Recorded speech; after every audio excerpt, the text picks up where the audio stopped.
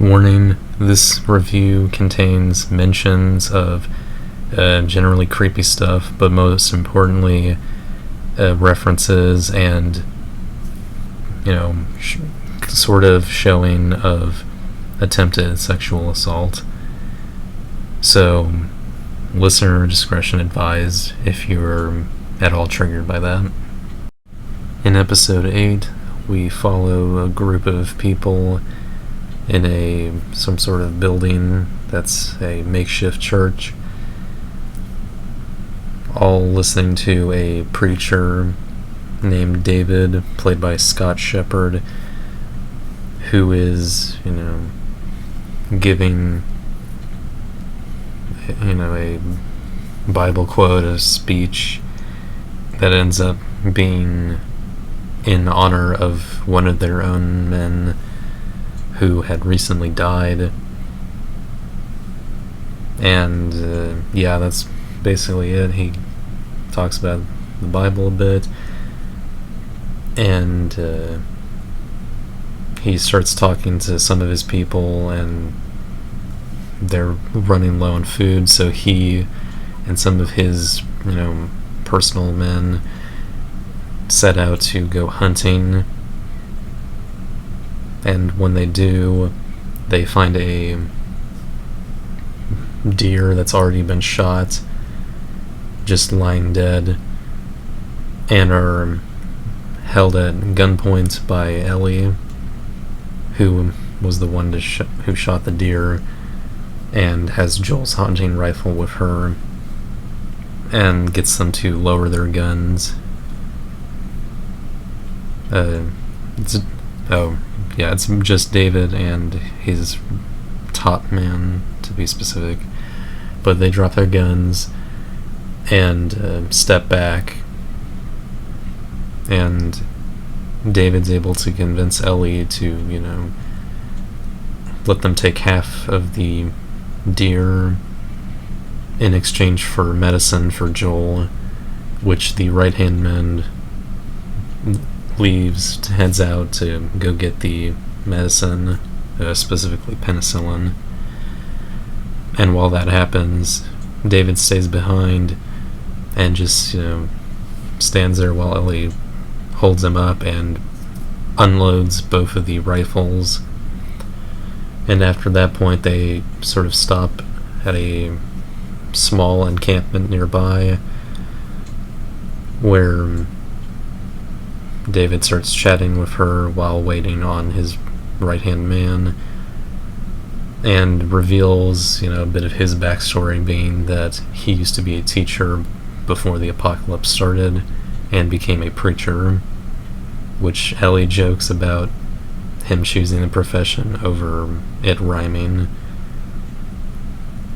And then he mentions that everything happens for a reason as part of his faith, and at the end mentions that the man who died off-screen, well, we think off-screen, in the man in their group, turned out to be one of the people that Joel killed when him and Ellie were ambushed back in Kansas City, and that this is all sort of a revenge plot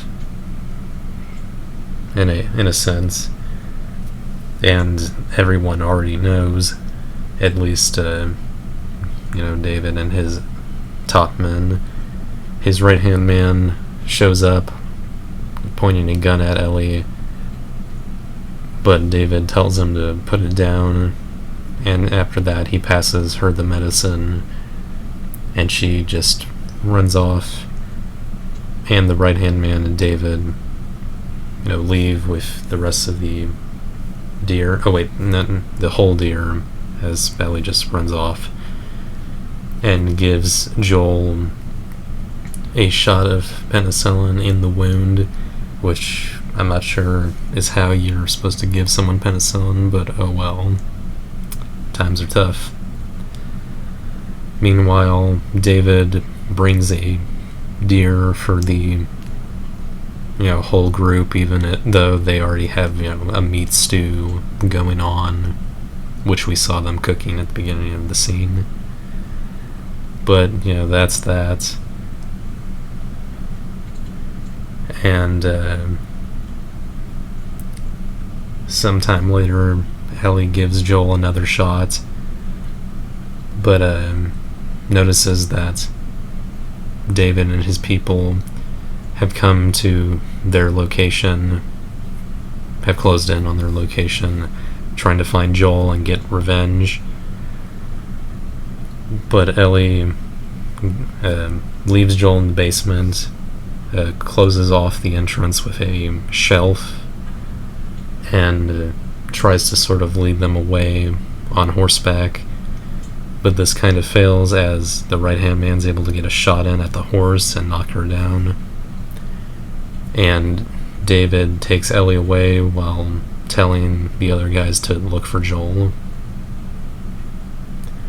Joel's able to regain some consciousness and get up, having hold of a knife that Ellie gave him, and is able to kill one of the men after he found out about the bookshelf covering and went in the basement and stabs him in the throat, and ends up killing at least one of the other guys and captures two of them, torturing both of them to figure out where Ellie is, which is mostly successful, and he ends up killing both of them even though they told him everything. We then cut to Ellie, who is in a cage now, and eventually is met once again by David,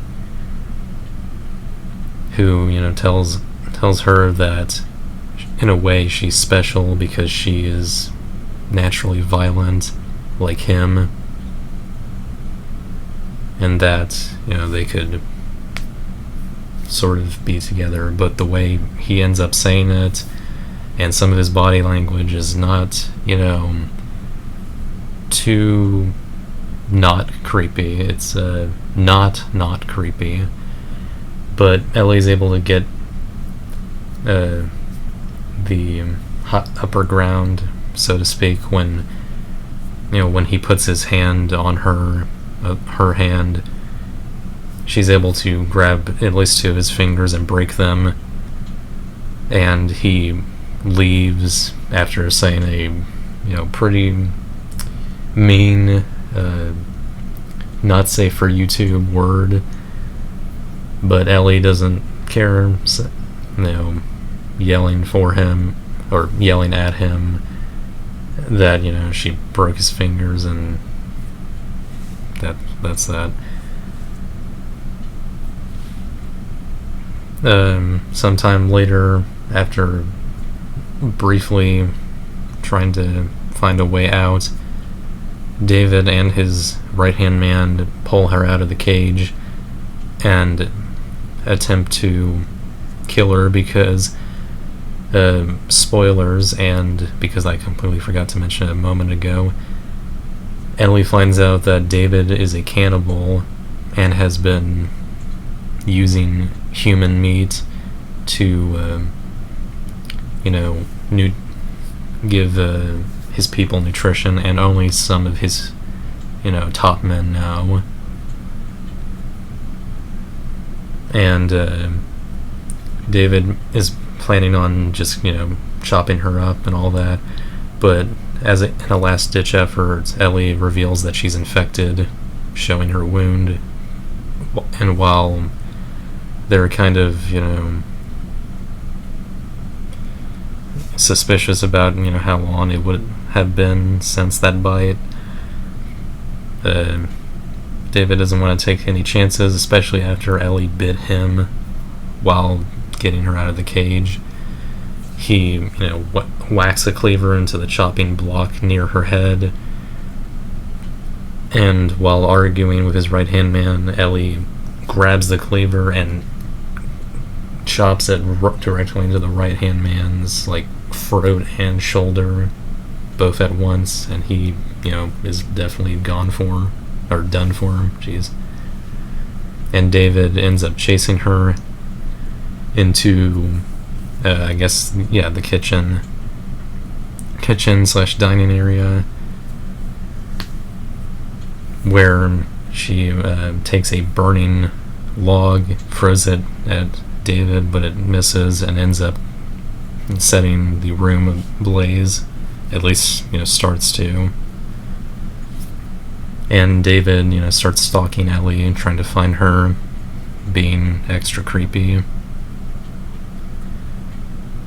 And, yeah, he's just being pretty creepy, saying that he'll be like a father to her and teach her something, which is creepy and goes against what he was saying about just being a friend. But obviously that was creepy before. Ellie grabs a knife from a sort of container full of knives and charges at him, stabbing him in the gut, but it's not enough, as he knocks her down and then pins her down in a pretty suggestive way. And thankfully Ellie is able to reach for the cleaver that fell near the table where they're near, and whacks him with it, and then gets him down and starts whacking him in the face dozens of times until he's finally dead. After that, Ellie breaks through the doors and gets out, and is found by Joel, who she doesn't know it's him until Joel holds her and says that it's him, because she was so distraught from all the trauma. And Joel ends up hugging her, telling her that it'll be okay. And then they walk off, and that's the episode. This was quite the episode. Of course, if you play the game, you'll probably know about it, and be gripping your seat, worried about what's going to happen next, not knowing how close it'll be to the game. Obviously, I only know little bits of David from little bits of info from YouTube clips, so I already knew he was a cannibal going in, and that Ellie was going to kill him. But yeah, it's still very intense and had me on the edge of my seat.